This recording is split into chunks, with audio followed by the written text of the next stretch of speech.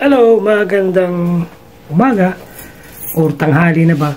O magluluto tayo ng chicken sopas para pang brunch. Mainit na yung tubig, kumukulo. So ilagay na natin yung elbow macaroni hanggang maluto siya. So yung natapos na kumagisa, ilagay na natin yung luto ng elbow macaroni. Pagkatapos haluin natin, haluin lang.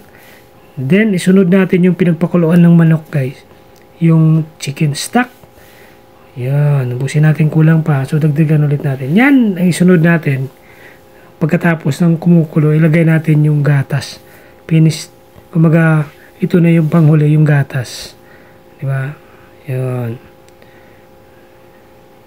Oh, yan. Oh, ba't nabaliktad to? Ibig sabihin kukunin yung gatas dyan, mawawala na yung gatas.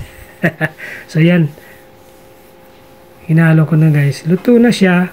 So ano pa ba inaantay natin, di ba? Hello again, kumbaga. So luto na po yung chicken sopas ko. So hala, kain na tayo.